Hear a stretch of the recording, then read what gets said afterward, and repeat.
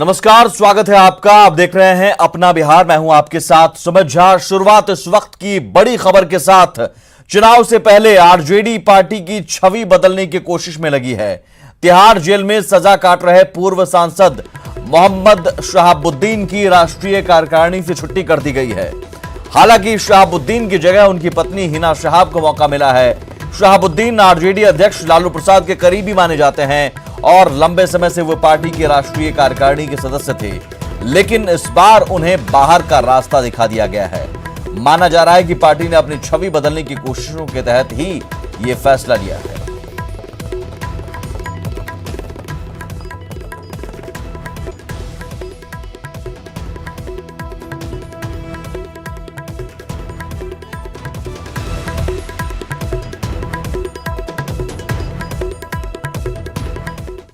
महागठबंधन में चेहरे को लेकर कांग्रेस और आरजेडी के बीच सियासत तेज हो गई है। कांग्रेस ने चेहरे को लेकर कहा कि महागठबंधन का चेहरा अब तक तय नहीं है, कांग्रेस का आलाकमान चेहरा तय करेगा। वहीं सीटों को लेकर कांग्रेस की डिमांड हाई है कि बिहार के अंदर महागठबंधन के हमारे सभी दलों का चेहरा निश्चित रूप से हमारी कांग्रेस पार्टी की अध्यक्षा श्रीमती सोनिया गांधी जी वो तय करेंगी कि बिहार में कौन चेहरा हमारा बिहार के अंदर लीड करेगा। देखिए, सोनिया गांधी जी हमारी पार्टी की शीर्ष नेता हैं, हमारी अध्यक्षा हैं, उनके दिशा निर्देश के ऊपर ही सब चीज़ें तय हैं। आरजेडी ने अपना नेता प्रस्तावित किया है। वो विपक्ष की सबसे बड़ी पार्टी है, गठबंधन की सबसे बड़ी पार्टी है। कांग्रेस पार्टी ने इस संबंध में अभी निर्णय नहीं लिया है कि हमारा गठबंधन का, महागठबंधन का स्वरूप क्या होगा, आकार क्या होगा। ये नीतिगत फैसले हैं और गठबंधन को नेतृत्व कौन करेगा, सीएम फेस कौन होगा, इन तमाम बिंदुओं पर निश्चित तौर पे कांग्रेस अध्यक्ष सोनिया गांधी जी की तरफ से फैसला होना भी बाकी है। तो हाईकमान ही फैसला लेगा। जब पार्टी एक बार फैसला ले लेगी, हम लोग गाड़ी को तेजी से आगे बढ़ाएंगे। विधायक दल की बैठक में हम लोगों ने अपनी बात को AICC के सेक्रेटरी आए थे, उनके समक्ष हम लोगों ने रखा कि 41 सीट पूर्व 15 में हम लोग लेकर लड़े थे, जिसमें 27 जीत कर आए और 15 पर सेकेंड रहे। हम लोग कम से कम 80 सीट लेंगे। इस बात को आप लोग दमपूर्वक आला कमान के पास रखिए। आला कमान लालू जी और तेजस्वी जी के यहाँ इस बात को रखेगा। हम लोगों ने अपनी बात को रखा है। चेहरा कौन होगा महागठबंधन की तरफ से? ये सभी आला कमान इस सब चीजों का हमारा आला कमान तय करता है। आला कमान जो कहता है हम उसको गठबंधन का चेहरा कौन होगा ये कौन तय करेगा? राहुल गांधी, सोनिया गांधी, राहुल गांधी तय करते हैं। तो ये जो आप लोग 80 सीट मांग रहे हैं, क्या इसके एवज में आप लोग सीट भी दे देंगे, कुर्सी? देखिए, ये आला कमान तय करता है ब्रदर, ये हम नहीं तय करते हैं। हम विधायक हैं, हम चुन कर आए तो आला कमान जैसा निर्देश देता है वैसा हम करते हैं। आकलन किया जा रहा है और इसकी समीक्षा कर रहे हैं। वो बहुत अधिक सीटों पर लड़ने की इच्छा रखते हैं। 80 सीटों से कम नहीं। जो विधायक कहते हैं वो उनकी राय है। आलाकमान जो फैसला करेगा वो अंतिम है। महागठबंधन में कांग्रेस नेताओं के चेहरे के सवाल पर तेजस्वी यादव काफी असहज दिखे। पत्रकार के सवाल पूछने पर तेजस्वी बचते दिखे। उन्होंने कहा कि हम चेहरे की चिंता नहीं करते बल्कि काम करते हैं। बता दें कि कांग्रेस ने चेहरा फाइनल करने का मुद्दा उठाते हुए कहा कि ये कांग्रेस का शीर्ष नेतृत्व तय करेगा। इस सब पे क्या बोलना है, हम लोग चेहरा का चिंता नहीं करते हैं, काम करते हैं। इस सब पे क्या बोलना है, हम लोग चेहरा का चिंता नहीं करते हैं, काम करते हैं।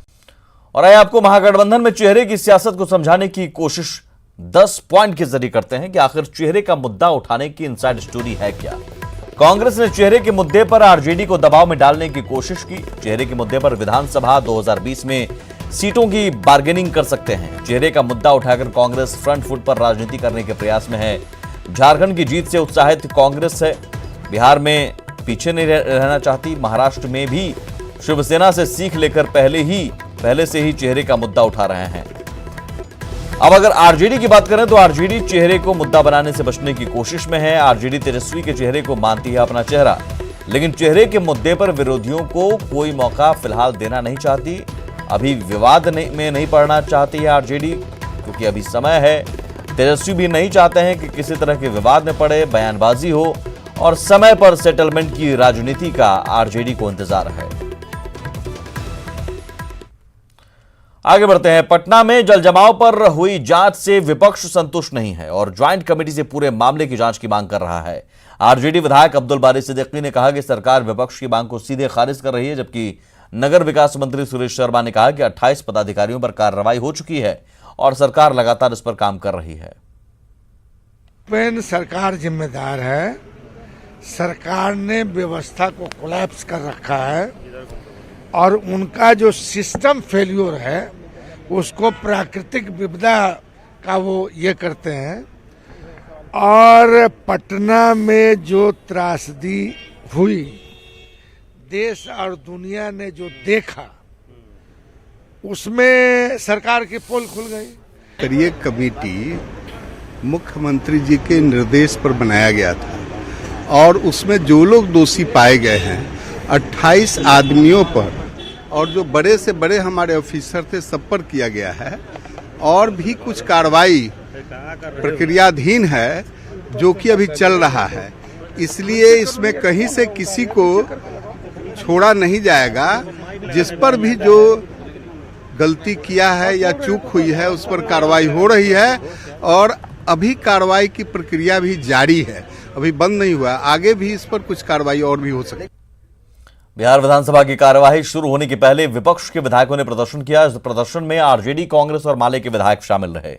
विधायकों ने पटना विश्वविद्यालय को केंद्रीय विश्वविद्यालय का दर्जा देने, वृद्धा पेंशन में धांधली और शिक्षकों को समान काम के बदले समान वेतन देने की मांग को लेकर नारेबाजी की। विद्यालय को सेंट्रल विश्वविद्यालय का दर्जा देना चाहिए और वृद्धा पेंशन में जो राज्य सरकार के द्वारा घोटाला किया जा रहा है, 2 सालों से पेंशन लोगों को नहीं मिल पा रहा है, इसकी भी मांग हम लोग कर रहे हैं। और शिक्षकों का मांग लगातार है कि जो नियोजित शिक्षक हैं उनको समान काम के बदले समान वेतन मिलना चाहिए। इसकी मांग हमेशा हम लोग रोज विधानसभा और विधानसभा के बाहर में करने का काम करते हैं। डिग्री के मामले में प्रशांत किशोर की मुश्किलें बढ़ सकती हैं। बिहार की प्रोजेक्ट चोरी करने का आरोप लगाने वाले शाश्वत गौतम अब प्रशांत किशोर की डिग्री खंगाल रहे हैं। उन्होंने आईआईटी, आईआईएम के साथ स्कूल बोर्ड और विश्वविद्यालय से आरटीआई के तहत जानकारी मांगी है। शाश्वत का दावा है कि प्रशांत किशोर जितनी डिग्री बता रहे हैं ऐसी कोई डिग्री उनके पास नहीं है। शाश्वत गौतम ने उनकी कंपनी तक पर भी सवाल उठाए हैं। आपको क्या लगता है कि प्रशांत किशोर ने आपका पूरा प्रोजेक्ट चुराया, जैसे आपने केस किया? अब लगता है कि उनकी डिग्री भी जाली है? देखिए, मैं तो पहले दिन से मानता हूं कि वो निहायत ही फ्रॉड आदमी हैं और इस मुद्दे को लेकर के अभी तक उन्होंने कोई भी अपना रुख स्पष्ट नहीं किया है। और मैं दावे के साथ कह सकता हूं कि उनके पास कोई भी तथ्यात्मक डिग्री नहीं है जिसको लेकर के वो ढिंढोरा पीटते हैं। हम देश के सभी IIT, IIM, university grants commissions, all India council of technical education और बिहार के सभी विश्वविद्यालयों के अंदर आरटीआई फाइल कर रहे हैं कि प्रशांत किशोर का नाम का व्यक्ति को कभी उन्होंने कोई ग्रेजुएशन की डिग्री दी है या नहीं दी है। और मामला चूंकि अब कोर्ट में है तो हम सीधे तौर पर उनका मुकाबला कर रहे हैं और हम जानना चाहेंगे कि इनकी हकीकत क्या है, ये कितने बड़े फ्रॉड हैं, इनकी शिक्षा का क्या बैकग्राउंड है, इनकी शैक्षणिक योग्यता क्या है, किस आधार पर ये क्लेम कर रहे हैं और इनका आईपैक नाम की कंपनी से क्या वास्ता है। अगर इनका कोई शेयर होल्डिंग नहीं है तो कैसे उस कंपनी के अंदर ये बैठ करके काम कर रहे हैं। तो आखिर सच क्या है प्रशांत किशोर का और वह क्यों भागे फिर रहे हैं, क्यों नहीं आकर के सामने मीडिया के सवालों को वो सामना करते हैं जिस तरह से मैं कर रहा हूं। आप जिस तरह से कोई भी सवाल मुझसे पूछ रहे हैं, अगर उनके अंदर थोड़ी सी भी शर्म लिहाज है और उनके अंदर बौद्धिकता है तो वो ईमानदारी से आकर के मीडिया के सवालों का सामना करे। चूंकि उनके वो फ्रॉड हैं और उनके पास कोई तथ्य नहीं है अपनी शैक्षणिक योग्यता को प्रमाण करने का, इसलिए वह मीडिया के सवालों से भागे फिर रहे हैं। तो आज आप आरटीआई फाइल कर रहे हैं तो 1 महीने बाद पता चल जाएगा कि वो एक्चुअल में है क्या? जी हाँ, हम सारे इंस्टीट्यूशंस के अंदर, सारे एआईसीटी, यूजीसी, सारे आईआईटी, आईआईएम सब जगह हम फाइल कर रहे हैं। हम ये मांगने के लिए कि क्या प्रशांत किशोर नाम का व्यक्ति ने कभी कोई वहाँ से शिक्षा प्राप्त किया है या नहीं किया है। तो ये थे शाश्वत गौतम जिन्होंने बताया कि किस तरह से उन्होंने आरटीआई फाइल किया है। कैमरामैन अजय दुबे के साथ नीलकमल, न्यूज़ 18 पटना। आगे बढ़ते हैं, बात कोरोना वायरस की। बिहार में कोरोना से निपटने के लिए तैयारियां चल रही हैं। बिहार भर के अलग अलग अस्पतालों में विशेष तैयारी की गई है जिससे कोरोना वायरस से निपटने में आसानी है। हम आपको 5 तस्वीरें दिखा रहे हैं जो बिहार के अलग अलग जगहों की हैं। पहली तस्वीर पटना की है जहां पीएमसीएच में आइसोलेशन वार्ड बनाया गया। हालांकि यहां अभी कोई संदिग्ध मरीज भर्ती नहीं है। दूसरी तस्वीर गया के एएनएमसीएच की है, जहां स्पेशल वार्ड बनाया गया है। यहां कल एक संदिग्ध मरीज को भर्ती कराया गया। तीसरी तस्वीर मधुबनी की है, जहां सदर अस्पताल में स्पेशल वार्ड बनाकर लोगों की जांच की तैयारी की गई है। इसके अलावा अररिया में भी सदर अस्पताल में स्पेशल वार्ड बनाया गया है। साथ ही बगहा में बॉर्डर इलाके में डॉक्टर की टीम तैनात की गई है, जो बॉर्डर पर संदिग्धों की जांच कर रही है।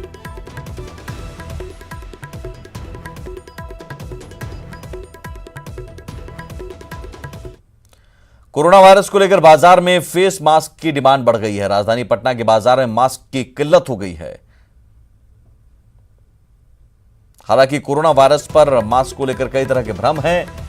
मास्क पर एक्सपर्ट की क्या राय है, ये आप देख लीजिए। अगर आप स्वस्थ हैं तो आपको मास्क पहनने की कोई जरूरत नहीं है। बीमार या कोरोना से पीड़ित मरीज की देखभाल करने वालों के लिए ही जरूरी है। विशेषज्ञों का कहना है कि मास्क से कोरोना वायरस के रुकने के कोई सबूत नहीं मिले हैं।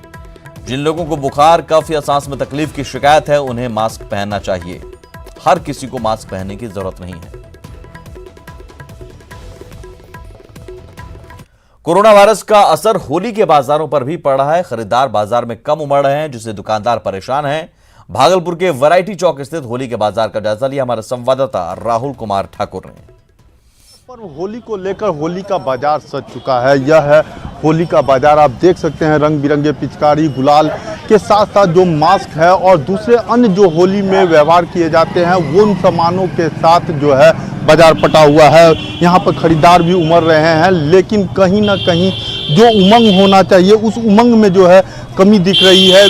पहले के अपेक्षा जो है बाजार थोड़ा सा मंदा कहा जा रहा है। हम यहाँ सीधे दुकानदार से ही जानने की कोशिश करते हैं कि सर किस तरह का बाजार है।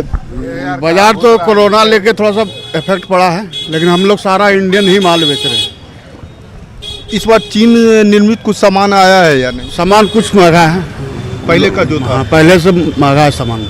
कोरोना वायरस का कहीं ना कहीं असर जो है होली के बाजार पर भी पड़ा है। कुछ खरीदार है, हम उनसे भी जानने की कोशिश करें। मैम, क्या लगता है कि किस तरह का असर है कोरोना वायरस को लेकर? बहुत ज़्यादा ये हो रहा है कि थोड़ा चलने उलने में भी दिक्कत हो रहा है। किसी बच्चे को कहीं ले जाने में भी डर लग रहा है कि कहीं किसी से कुछ हो। लेकिन पर्व है, पर्व भी मनाना चाहिए। हाँ, माना बच्चा मान ही नहीं रहा है कि क्या है नहीं है। वो भी चाह रहा है कि हमको चाहिए ये वो पिचकारी चाहिए, तो इसको लेके आना पड़ता है। कोरोना वायरस का डर है कहीं ना कहीं, लेकिन बच्चे हैं कि मानते नहीं हैं। एक और खरीदार हैं। सर, किस तरह का कोरोना वायरस का असर है? देखिए, कोरोना वायरस का असर तो भारत में भी शुरू हो गया है, लेकिन होली भीड़ भाड़ और एक दूसरे से मिलने का त्यौहार है। और जिस तरह से एडवाइजरी जारी की गई है कि एक दूसरे भीड़ भाड़ इलाके में ना रहें, एक दूसरे उत्साह में कहीं कमी आ रही है। उत्साह में पूरी तरह हम होली एक ऐसा त्यौहार है जिसमें सब मिलजुल कर मनाते हैं, लेकिन ये बताया जा रहा है कि इन्फेक्शन हो जा रहा है, उससे भी कोरोना फैल रहा है। तो इसलिए उत्साह तो पूरा होली खराब हो रहा है। उत्साह और उमंग का पर्व है होली, लेकिन कहीं ना कहीं चीन में फैले कोरोना वायरस का असर जो भारत में पड़ा है, इसका असर होली के बाजार पर भी देखने को मिल रहा है। सहयोगी कैमरामैन राजीव सिंह के साथ राहुल, न्यूज 18 भागलपुर। पटना में होली के बाजार पर कोरोना वायरस का असर दिखने लगा है। दुकानदारों की माने तो पूंजी लगाने के बाद भी हर साल की तुलना में इस बार बिक्री नहीं हो रही है। वहीं ग्राहक भी चाइनीज पिचकारी और प्रोडक्ट को खरीदने से डर रहे हैं। बाजार का जायजा लिया संवाददाता रजनीश कुमार ने। होली को लेकर बाजारों में दुकानें सज चुकी है, लेकिन बाजार गुलजार नजर नहीं आ रहा है। बाजार में रौनक नहीं है। इस वक्त आपको हम दिखा रहे हैं कदम कुआं, जहां पर हर वर्ष लाखों का मुनाफा होता था। दुकानदारों ने इस बार भी उम्मीद की है और पूंजी लगाई है। रंग अबीर और पिचकारी देख सकते हैं कि बड़ी मात्रा में यहाँ उपलब्ध है। और ऐसे यहाँ पर कई दुकानें हैं जो हर वर्ष होली में खासकर मुनाफा कारोबार करते हैं, लेकिन इस बार इनका कारोबार जो है फिलहाल प्रभावित नजर आ रहा है। और इंतजार भरी नज़रों से, उम्मीद भरी नज़रों से ग्राहकों का इंतजार कर रहे हैं जो दुकानदार हैं।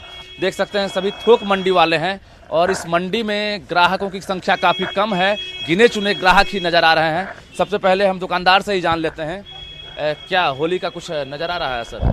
कहाँ भैया, अभी तो कोई ग्राहक वहाँ नज़र नहीं आ रहा है। हम लोग तो पूंजी फंसा दिए हैं। अब भगवान के नाम लेते हैं, बिक्री होगा नहीं होगा, ग्राहक जमेगा नहीं जमेगा। हम लोग को तो धंधा है भैया, तो पूंजी लगाना ही है। कब से दुकान खोले हैं? दुकान तो लगभग 2-3 साल से खुला हुआ है। इस बार पूंजी कब लगाए? पूंजी 10-15 दिन पहले लगाए हैं। क्या कोई ग्राहक नहीं आ रहा है? ना कहाँ कोई ग्राहक है, ना बिक्री है, ना कोरोना वायरस के अथी से, ना कोई ग्राहक है, डर से कोई नहीं आ रहा है। कोरोना वायरस का असर है लगता है डर से, इसीलिए कोई ग्राहक नहीं आ रहा है। कोरोना का इतना डर है कि पूछिए मत। अभी तो देख रहे हैं कि चाइना से भी बिहार में आ चुका है। दिल्ली में 6 को संक्रमित मिले हैं, जो अभी 2 कॉलेज भी बंद हो चुके हैं। कैसे समझे इंडियन है ये? इंडियन मेड इन इंडिया लिखा हुआ रहता है, उसके बाद चाइना में तो उसका तो देखते हैं। खुद बता रहे हैं कि मेड इन चाइना जो पिचकारी पर या जो प्रोडक्ट पर लिखा हुआ है वो इसे नहीं खरीद रहे हैं। यानी ग्राहकों में एक खौफ है कि मेड इन चाइना का जो उत्पाद है मार्केट में, जिस तरह से दिवाली में आप पटाखे को देखते हैं तो होली में ही पिचकारी पर इसका असर पड़ रहा है। नतीजा जो होली है वो फिलहाल फीकी हुई नजर आ रही है, क्योंकि जो रंग गुलाल और अबीर का मौसम है वो आ गया है, लेकिन बाजार गुलजार नजर नहीं आ रहा है। कैमरामैन आशीष के साथ Rajnish Kumar, News 18 Patna. Corona virus से चारों तरफ हड़कंप मचा है। बिहार भी इसके असर से अछूता नहीं है। बाजार पर लगातार इसका असर देखने को मिल रहा है। और त्योहारों में चीन से मंगाए गए सामानों की बिक्री वैसे तो खूब होती है, लेकिन इस पर बाजार में इस बार उतनी चहल पहल नहीं है। वहीं व्यापारी वर्ग का कहना है कि भारतीय सामानों की मांग बाजार में ज्यादा है। कोरोना वायरस के एक तरफ से चाइना का पिचकारी कम आया है, बिक्री ज़्यादा था, लेकिन भारतीय पिचकारी का डिमांड ज़्यादा है, इसलिए भारतीय खिलौना का बिक्री ज़्यादा है। और इसके चलते कुछ तो परफेक्ट पड़ा है दुकानदारी में, और अभी भारतीय खिलौना का ही डिमांड ज़्यादा है। हम खुदरा व्यापारी हैं। फुचकारी इन साल जो है कि कोरोना वायरस के चलते चीन से नहीं आ पा रहा है, लेकिन इंडियन फुचकारी जो है कि डिमांड ठीक है। थोड़ा इनकम कम होगा, लेकिन कोई उससे फर्क नहीं पड़ने वाला है। बेतिया में कोरोना वायरस से बचाव के लिए गवर्नमेंट मेडिकल कॉलेज में तैयारी की गई है, लेकिन सच ये है कि कई कमियां हैं। हालांकि अस्पताल प्रबंधन का दावा है कि तैयारियों को और बेहतर किया जा रहा है। अस्पताल उपाधीक्षक ने बताया कि कोरोना वायरस से निपटने के लिए जरूरी दवाइयां उपलब्ध हैं और स्वास्थ्य विभाग से कोरोना किट भी कर्मचारियों और डॉक्टरों को मुहैया कराई जा चुकी है। उस परिस्थिति में हम लोग काम कर रहे हैं। अभी तो ये विकट समस्या आई है, इसलिए जैसे भी होगा इसको व्यवस्थित करके करना ही करना है। बांका से खबर है, जहां पंजवारा के संकट मोचन चौक पर पुलिस ने ऑटो चालक की जमकर पिटाई कर दी। ऑटो चालक का कहना है कि वो सड़क किनारे ऑटो खड़ा कर सवारी का इंतजार कर रहा था, तभी पुलिसकर्मी वहां पहुंचे और उसकी पिटाई शुरू कर दी। इस घटना के विरोध में स्थानीय लोगों ने बवाल काटा और पुलिस पर ज्यादती करने का आरोप लगाया। के पास सड़क के किनारे अच्छा नंबर पे बैठा रहे थे, सवारी बैठा रहे थे। इसी बीच जो है वो आया, मारने लगा। कहाँ का छोटा है बाबू? पंजवारा थाना का। आगे बढ़ते हैं। महिला दिवस सप्ताह में हम ऐसी महिलाओं की चर्चा करते हैं जो अपनी मेहनत और लगन से समाज को नई दिशा दे रही हैं। ऐसी एक महिला IAS अधिकारी हैं अभिलाषा कुमारी शर्मा, जो फिलहाल सीतामढ़ी की जिलाधिकारी हैं। बेहद साधारण परिवार से ताल्लुक रखने वाली अभिलाषा महिला सशक्तिकरण की मिसाल हैं। नाम अभिलाषा कुमारी शर्मा, पद जिलाधिकारी सीतामढ़ी। यही पहचान है इनकी। देश की सबसे प्रतिष्ठित सेवा में चयनित होने का जज्बा और जुनून ही था जिसने अभिलाषा को इस मुकाम तक पहुंचाया। सीतामढ़ी जिले के DM का पदभार संभाले ज्यादा वक्त नहीं हुआ, लेकिन अपने काम की बदौलत इन्होंने शोहरत हासिल की। विकास योजनाओं को पटरी पर उतारने का बीड़ा उठाया और जन कल्याणकारी कार्यों को गति दी। मूल रूप से नवादा जिले की रहने वाली अभिलाषा बेहद साधारण परिवार से ताल्लुक रखती हैं। मेरे माता पिता दोनों ही शिक्षक एवं शिक्षिकाएं हैं। वो झारखंड में पदस्थापित हैं। एक लगन थी, एक जुनून था कि इस सर्विस में आना है। बस ये एक छोटी सी सोच थी और कब वो एक सपने में तब्दील हो गई और वो सपना साकार हो गया। ये एक सफ़र था और बहुत ही खुशनुमा सफ़र था। अभिलाषा शर्मा ने 10वीं और 12वीं की पढ़ाई पश्चिम बंगाल के चितरंजन से की। इसके बाद इलेक्ट्रॉनिक एंड कम्युनिकेशन से बीटेक की डिग्री वेस्ट बंगाल यूनिवर्सिटी से हासिल की। पब्लिक एडमिनिस्ट्रेशन से MA भी कोलकाता से किया और साल 2014 में भारतीय प्रशासनिक सेवा में चयनित हुई। पहली पोस्टिंग मधुबनी में अनुमंडल पदाधिकारी के रूप में हुई, फिर बांका की उप विकास आयुक्त के रूप में अपनी सेवा दी। पुरुष प्रधान प्रशासनिक महकमे में चुनौतियों से दो हाथ किए और सामंजस्य बिठाकर विकास कार्यों को अंजाम तक पहुंचाया। बिहार काडर में मैं ये कहना चाहूँगी कि बहुत ही बढ़िया काडर है IAS ऑफिसर्स के लिए। यहाँ बहुत ही सपोर्टिव हैं, चाहे वो सीनियर्स हों या हमारे जनप्रतिनिधि हों काफ़ी सपोर्टिव रहे हैं यहाँ पर, इसलिए मुझे अपने कार्यकाल में कभी किसी पुरुष इसके कारण दिक्कत का सामना नहीं करना पड़ा। अभिलाषा शर्मा को किताबें पढ़ने और बच्चों को पढ़ाने का बेहद शौक है। पालतू जानवरों से भी इन्हें बेहद प्यार है। वाटर हार्वेस्टिंग और पर्यावरण संरक्षण को लेकर किए गए बेहतर कार्य की वजह से बिहार सरकार ने इन्हें जल जीवन हरियाली मिशन के लिए प्रोत्साहित भी किया है। महिलाओं और लड़कियों को इनका संदेश गौर से सुनना चाहिए। और बेटियां, मैं कहती हूँ सबसे बड़ी धरोहर है जो घर में, समाज में हर जगह खुशियां लाती हैं। बस अपने बेटियों के सपनों पर भरोसा करके देखिए। अपनी कड़ी मेहनत से जीवन की बुलंदियों पर पहुंचने वाली इस नारी शक्ति को न्यूज़ 18 भी सलाम करता है। उम्मीद है अभिलाषा जैसी कई बेटियां भी ऐसी प्रेरणा लेकर अपने समाज, राज्य और देश का नाम रोशन करेंगी। राकेश रंजन, न्यूज़ 18, सीतामढ़ी। और आप न्यूज़ 18 सिर्फ 10 पैसे